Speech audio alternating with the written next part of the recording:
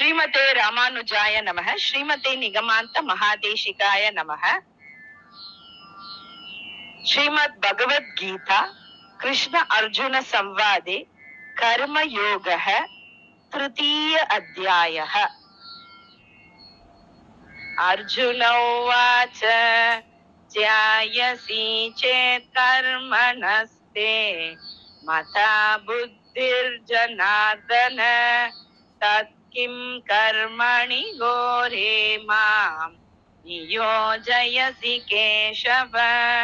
व्यामिश्रेणेव वाक्येन बुद्धिं मोहयसीव मे तदेकं पद निश्चित्य येन श्रेयोऽहमाप्नुयाम्। श्रीभगवानुवाच लोकेऽस्मिन् विविधा निष्ठा पुरा प्रोक्ता मया नघ। ज्ञानयोगेन साङ्ख्यानां कर्मयोगेन योगिनां न कर्मणामनारम्भान् नैष्कर्म्यं पुरुषोऽश्नुते न च सन्न्यस्सनादेव सिद्धिं समधिगच्छति न हि कश्चित् क्षणमपि जातु तिष्ठत्य कर्म कृत् कार्यते ह्यवशः कर्म सर्वप्रकृतिजैर्गुणैः कर्मेन्द्रियाणि संयम्य य आस्ते मनसा स्मरन् इन्द्रियार्थान् विमूढात्मा मिथ्याचारस उच्यते। यस्त्वेन्द्रियाणि मनसा नियम्यारभतेऽर्जुन कर्मेन्द्रियै कर्मयोगम् असक्तः स विशिष्यते।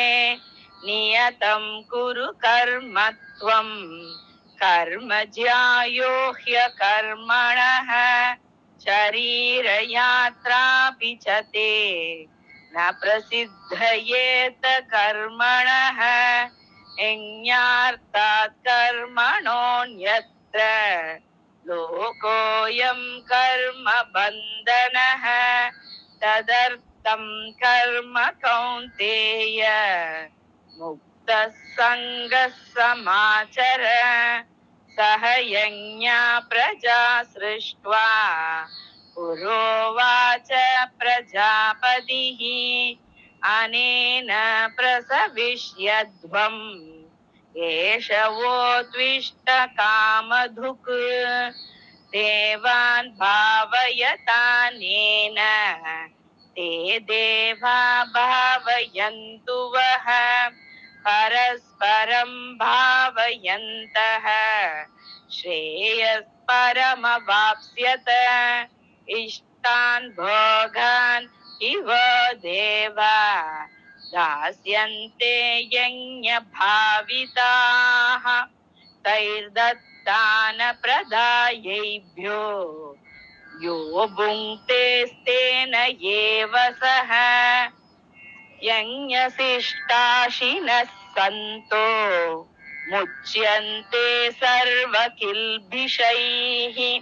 भुञ्जते ते त्वगं पापा ये पचन्त्यात्मकारणात्। अन्नात् भवन्ति भूतानि पर्जन्यात् अन्नसम्भवः। यज्ञात् भवति पर्जन्यो यज्ञकर्म समुद्भवः।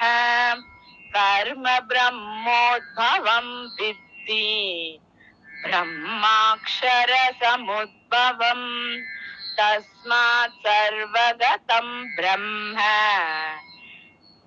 नित्यं यज्ञे प्रतिष्ठितम्।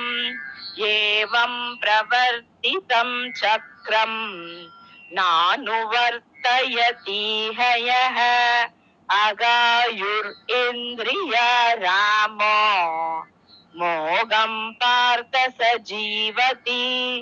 यस्त्वात्मरतिरेव स्यात् आत्मतृप्तश्च मानवः आत्मन्येव च सन्तुष्टः तस्य कार्यं न विद्यते नैव तस्य कृतेनार्तो नाकृते नेह कश्चन न चास्य सर्वभूतेषु कश्चित् अर्थव्यपाश्रयः तस्मात् असक्तः सततम् कार्यं कर्म समाचर असक्तो ह्याचरन् कर्म परमाप्नोति पूरुषः कर्मणैव हि संसिद्धिम् आस्थिता जनकादयः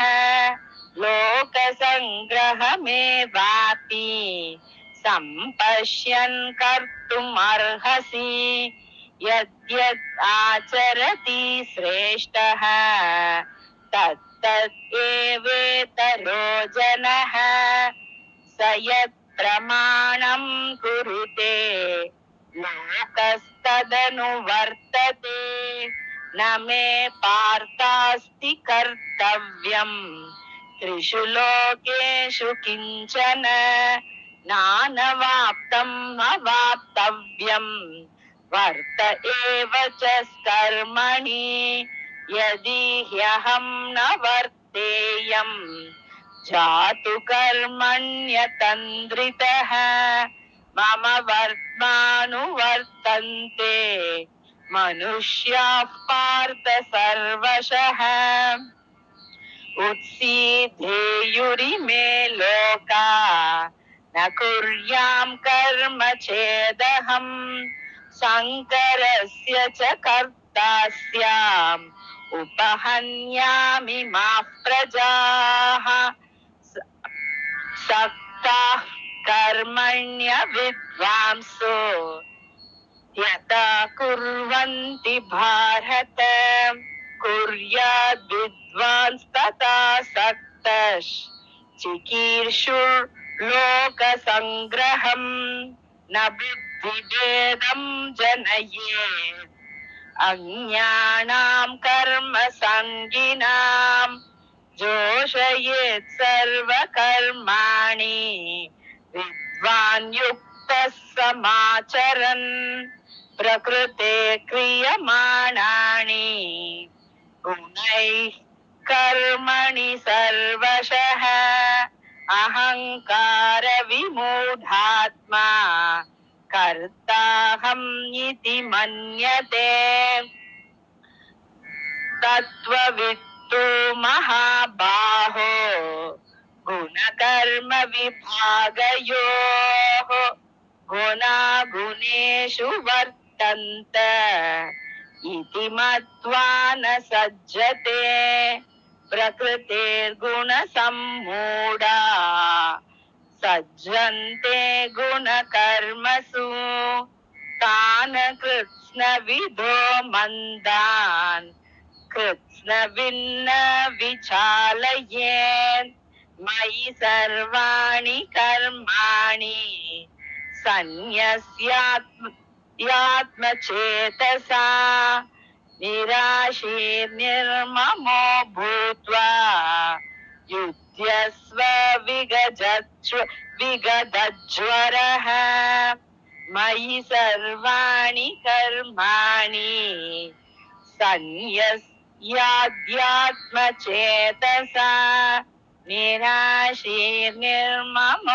भूत्वा युध्यस्व विगतज्वरः ये मे मतमिदं नित्यम् अनुतिष्ठन्ति मानवाः श्रद्धावन्तो न सूयन्तो मुच्यन्ते तेऽपि कर्मभिः ये त्वेतदभ्यसूयन्तो नानुतिष्ठन्ति मे मतम् सर्वज्ञानविमूढांस्तान् विद्धि विनष्टान चेतसः सदृशं चेष्टते स्वस्याः प्रकृतेर्ज्ञानवानपि प्रकृतिं यान्ति भूतानि निग्रह किं करिष्यति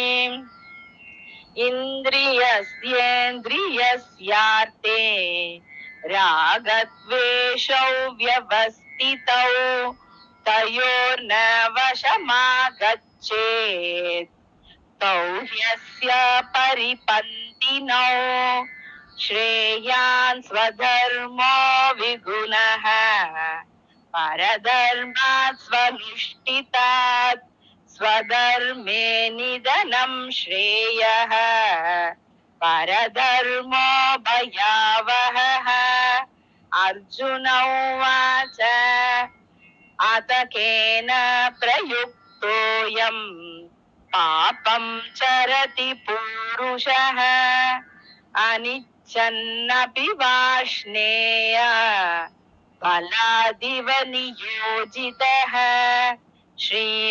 श्रीभगवानुवाच काम एष क्रोध एष रजोगुणसमुद्भवः महाशनो महापाप्मा विद्येनमिह वैरिणम् धूमेनाव्रियते वह्निर्यथादर्शो मलेन च यतोऽल्भेनावृतो